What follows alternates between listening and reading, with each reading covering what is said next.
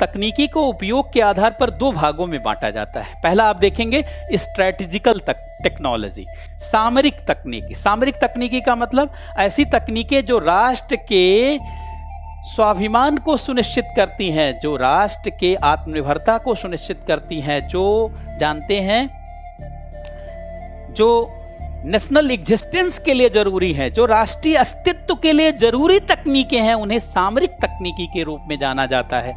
जैसे आप space technology को देख सकते हैं, डिफेंस टेक्नोलॉजी को देख सकते हैं और न्यूक्लियर टेक्नोलॉजी को देख सकते हैं। इनके नाते भारत का वैश्विक उदय हुआ है, इससे परमाणु युग आया है। आप सभी लोगों को मालूम होगा कि 1945 में परमाणु युग की शुरुआत हुई और बड़े गौरव के साथ मैं बोल पा रहा हूं, इस परमाणु युग में हम लोग शामिल हैं। दुनिया के कुछ ही देश शामिल हैं, 7-8 देश, और उसमें हम लोग आते हैं। डिफेंस टेक्नोलॉजी में भी हम लोगों ने बहुत बढ़त बनाई है, बहुत सारी तकनीकों का विकास करने में सक्षम हुए। यद्यपि अभी भी आयात पर निर्भरता है, टेक्नोलॉजिकल इंडिपेंडेंस नहीं है, लेकिन बहुत सारी बढ़त हम लोगों ने यहां प्राप्त की है। स्पेस टेक्नोलॉजी में तो हम लीडर कंट्री बन गए हैं। विद्वानों के द्वारा कहा जाता है कि जो अंतरिक्ष शक्ति नहीं बन सकता वो विश्व शक्ति नहीं बन सकता, और अंतरिक्ष के क्षेत्र में हम लोग एक शक्ति के रूप में उभरे हैं। अब भारत का वैश्विक उभार होगा, अब भारत विश्व गुरु बनेगा, या भारत का जानते वैश्विक परचम लहराएगा। ये सब आवश्यक तकनीकें हैं। यहां पर अगर आयात में निर्भरता हो जाती है, अगर टेक्नोलॉजिकल इंडिपेंडेंस हो जाता है तो बहुत बड़ी क्रांति है। अच्छा, दूसरी ऐसी तकनीकें हैं जो नॉलेज बेस्ड। नॉलेज बेस्ड का मतलब जो बिजनेस की टेक्नोलॉजी। नॉलेज क्या है? 21वीं सदी ज्ञान की सदी है और ज्ञान व्यवसाय का कारण है।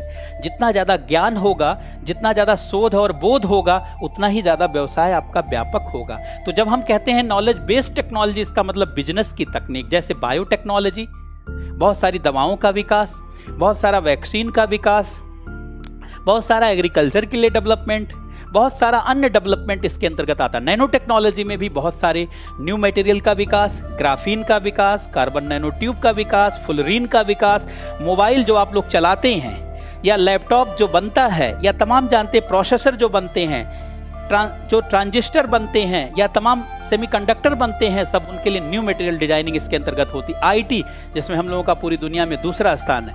टेलीकॉम, जिसमें हम लोगों का 5वां स्थान है दुनिया में। रोबोटिक्स, जिसमें हम लोग लगातार आगे बढ़ रहे हैं। आर्टिफिशियल इंटेलिजेंस, इसमें हम लोगों की एक बहुत बड़ी पहल है। भारत जानते बहुत प्रभावी रूप में आगे बढ़ रहा है। ब्लॉकचेन टेक्नोलॉजी, इसमें भी हम लोग लगातार डेवलपमेंट कर रहे हैं और 2018 के बजट में जानते हैं इसके लिए नींव रखी गई।